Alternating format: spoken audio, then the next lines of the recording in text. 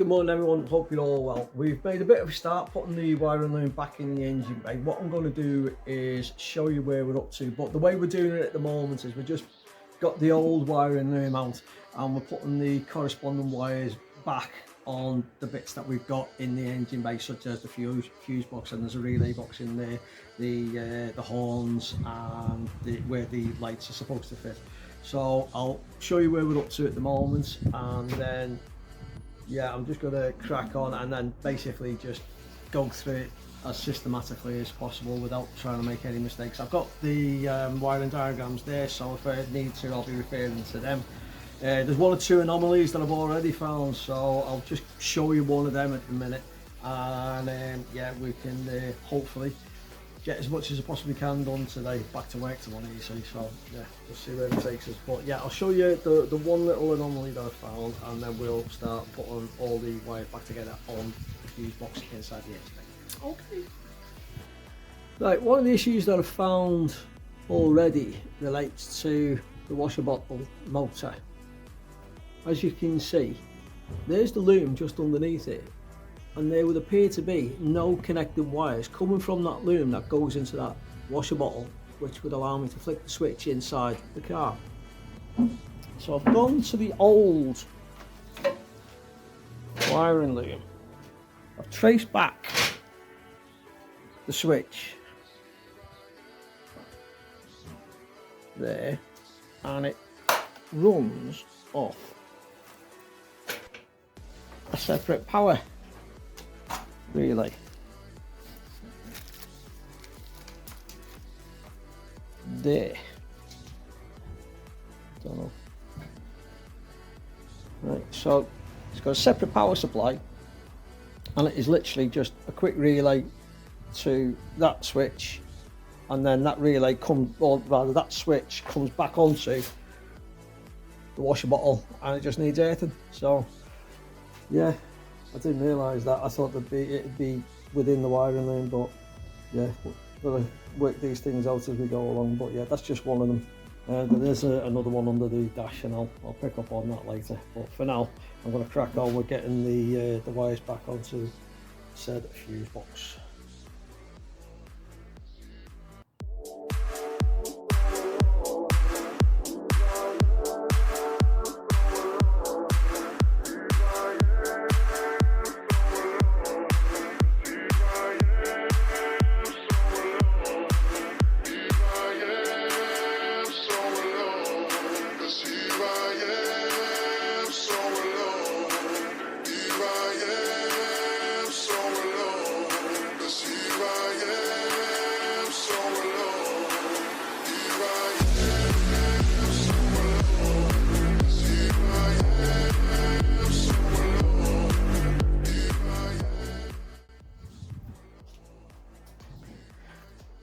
Right, so as you may have picked up on, the trick is to take plenty of bloody photographs prior to taking the old wiring loom out. Now, I've lost quite a few due to a problem with the computer. It just decided to delete an awful lot of what it was that I had taken photographs of. But with what I managed to save, that looks to be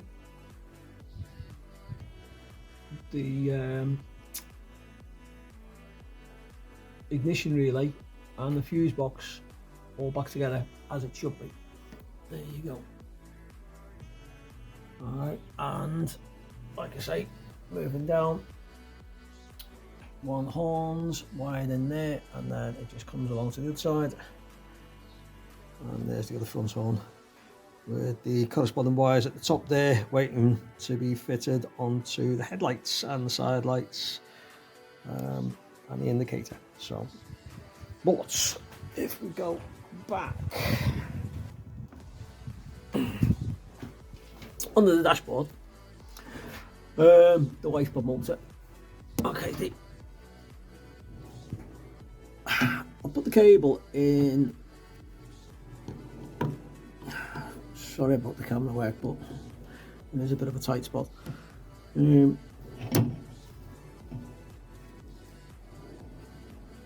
The power supply for the wiper motor I put in, and then there's a little relay sits underneath here. I'll put the wires in for there, but there's another relay at the top, and that's the one that I'm going to have to work out where the wiring is for that, so I'll do that in just a bit.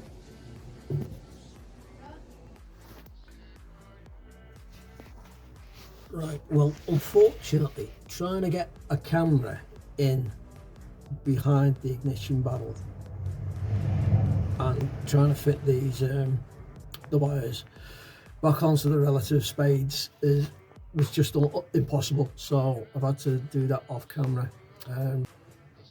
I'll put some photos up of the back of the ignition barrel that I took prior to taking the wires out and removing the old wiring loom, so it all will make a little bit more sense as to where they go.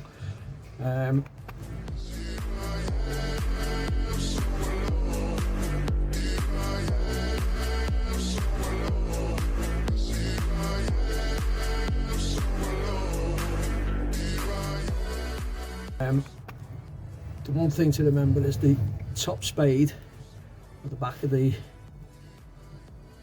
cluster here, that's a spare. Okay, I'm not too sure why, but I'm sure I'll find out in due course. So now all I have to put on is the block onto the steering column block. So I'll do that now.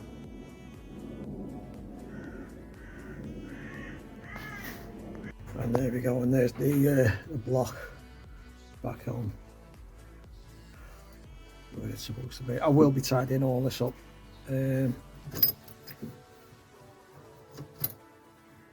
Just to make it a little bit neater, but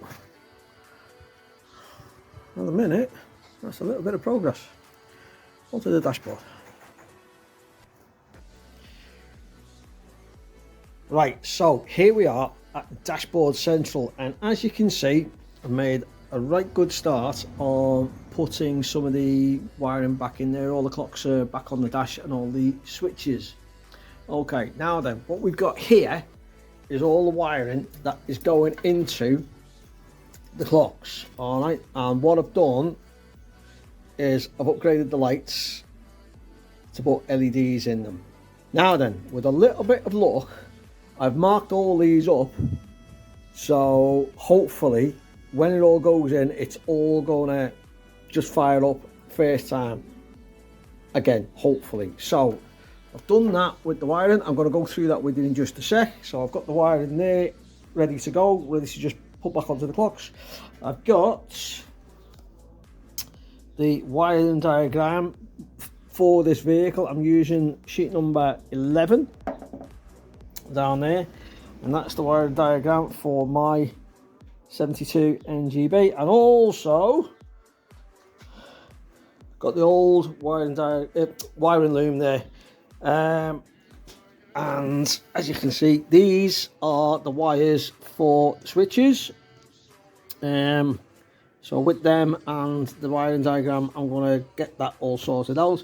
But the rest of it, we seem to have cracked the fitting. Okay, we seem to have worked out where everything is going to go. So I'm going to go through that with you now. Sorted out. So, let's say we have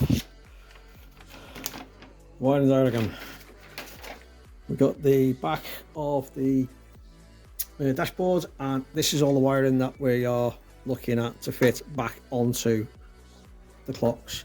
Now then, the one thing that I desperately need you to understand is this is not a how-to video. It is most definitely not a how-to video. This is me just having gone away, worked it all out with the diagram, with all the existing wiring, and with all the wiring that I took off originally, which is just down to the left of me, but moving rapidly on. So with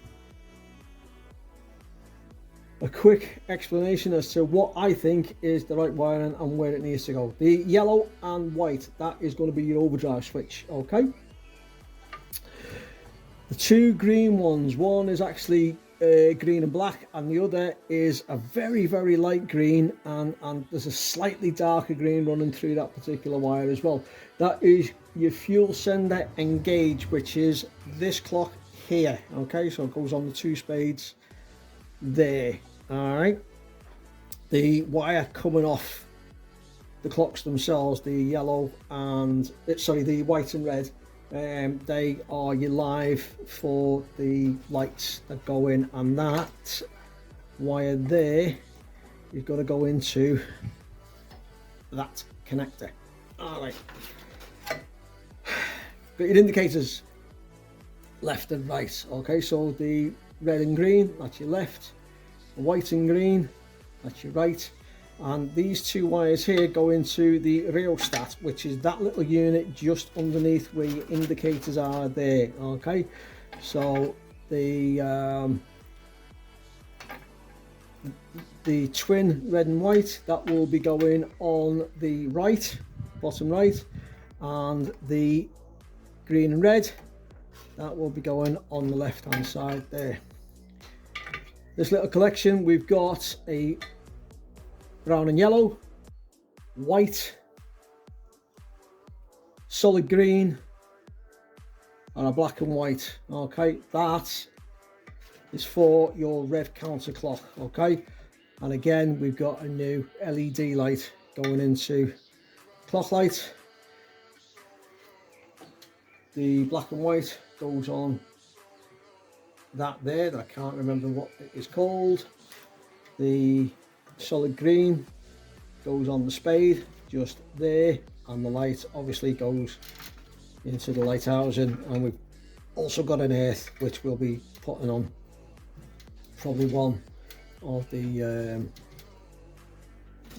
fixings for the clock there. Okay, so then we've got a blue and white, which is going to be for the high beam indicator, which is on the next clock there, and again that's got an earthing point, which again will go on one of the bracket fixings just there. So that is the wiring for your clocks sorted.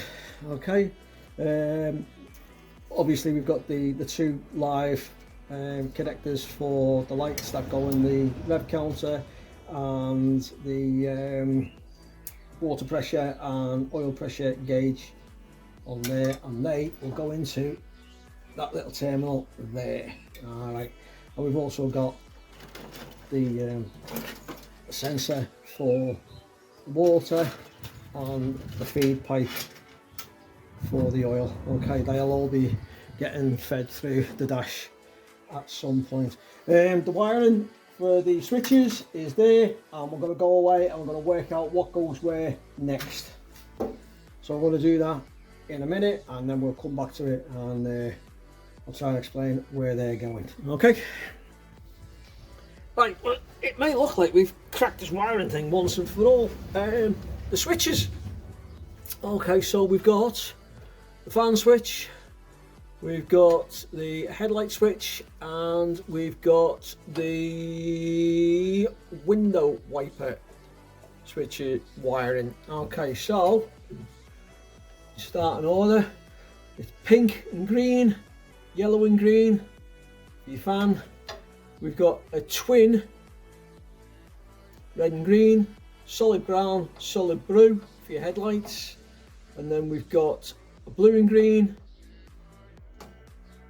green and red, twin pink and green, and green and brown, and they are for your window wipers. Okay, so that would appear to be the sequence, or the wiring for the switches that are on my dash. Unfortunately, I've just had a look at the window wiper switch, and it would appear to be missing a terminal, so I've got to go away and get a new wiper switch, and then we'll bang it all together, put it on, and see what it looks like then. Okay, so there we go, little close-up view of it all wired in to the back of the dashboard, starting with the overdrive switch fuel sender, or fuel gauge I should say.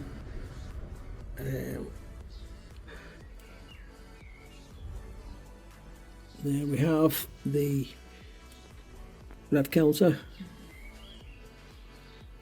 Not coming up too good, but I think that's the best I can get it the angle in at. There's our indicators and rheostats there. Then we come over to the speedo, and as you can see I've connected the speedo cable in as well, just here.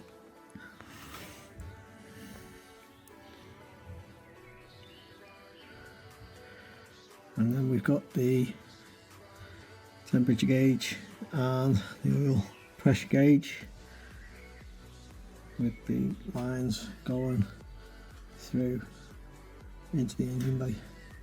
Let's show you those, where they're coming out of. Okay, so there we've got the oil pressure line and the water temperature line. Right, let's see what's happening next, shall we? I think we'll tighten up the dashboard, make that look pretty, and we'll come back to it in just a minute when that's done. And there we have 2 of the 3 switches. Remember I said that the washer switch, or sorry, the wiper switch, it's missing a terminal, so yeah, there should be 4 terminals on there and it's missing one, so I've ordered a new one, so that should be it shortly. But in the meantime, we've got the light switch, headlight switch, which is wired in there. Lovely. Okay, so yeah, your brown, your blue, and your twin red and green. That's in there like so. And here we have the fan switch. Alright, and again 2 wires. I didn't like that. Right, what's next? I think I'm going to have to put the wiring in front to back, aren't I? So I'll get on with that. Right, well, I've decided that we're going to leave the video there. So the next job, I think, will be putting the wiring in front to rear. I can't see that being much of a problem. But yeah, just like to say thanks for watching. I really appreciate all the support that I've had so far. It's been great with all the comments as well. I really appreciate it. So yeah, until the next time, see you all then. You take care, look after yourselves. I'll see you all soon. Okay, bye for now.